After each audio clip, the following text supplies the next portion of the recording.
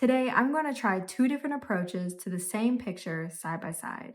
I'll be using the same colors, the same paper, and we'll just figure out what works. This is a great way to test your techniques, your style, and figure out what you like to paint and how you like to paint. So tell me in the comments which painting you like better, and let's get started. Welcome to my channel. I am no stranger at painting hands, but I've been out of practice for nearly 10 years and I'm just now getting back into it. Something I've learned in trying to pick up an old skill is to approach it with a fresh perspective, rather than using the past as a standard of achievement. It's not only limiting to your potential growth, but it's frustrating because you're not the same person anymore. You have different preferences, knowledge, wisdom, and just a whole new perspective on how you like to approach things, so you can't really go about it the same way as you used to. Besides, art is all about personal discovery and invention, so why would you try to copy the past anyway? So just have fun with it and experiment. All right, crew, here are the colors that we're using. We're using my favorite Naples yellow, cadmium red, ultramarine blue, and some Van Dyke brown that busted out of the tube, and so it lives in this container. Good old designer gouache white. And this is what the palette looks like.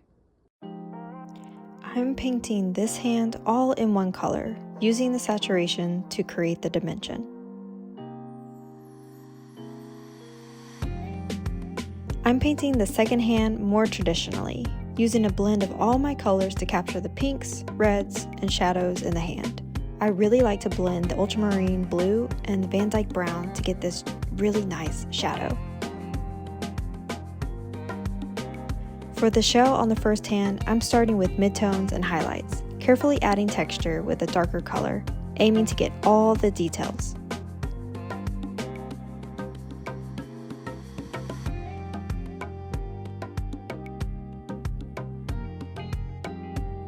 The shell in the second hand needs to match the contrast I've created already, so I'm going in with my shadows and darker midtones first to establish my shapes, and I'm letting the texture be looser because it's not my focus.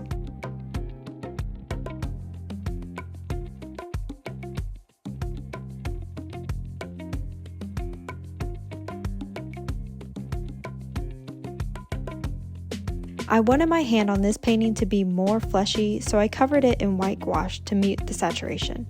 After it dried, I add in the details with a brown-red color and highlights I lost with white gouache.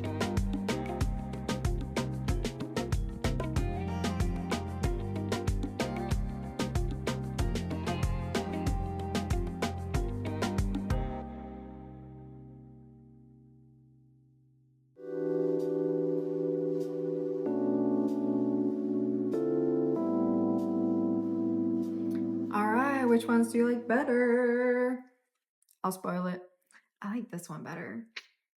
I think it's because it has so many just juicy shadows and it's got more contrast. It's got a little bit more drama, so that's really nice. This one's really cool if you think of it like Fujifilm or something like that, because it's just got more flat, but really cool perspective on this one.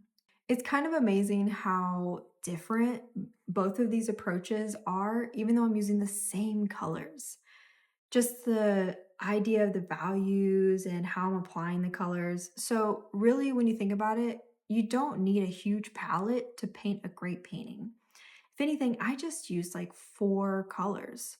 So keep it really simple and it'll help stretch your possibilities and just figure out kind of like how you want to apply those colors and just get creative with it. And some artists even just use one color and they go crazy with it. So yeah, possibilities are endless and you can get some really cool stuff. So with that said, I am selling prints and this original baby on my website. So thanks for joining me in the studio, and until next time, stay curious and keep creating.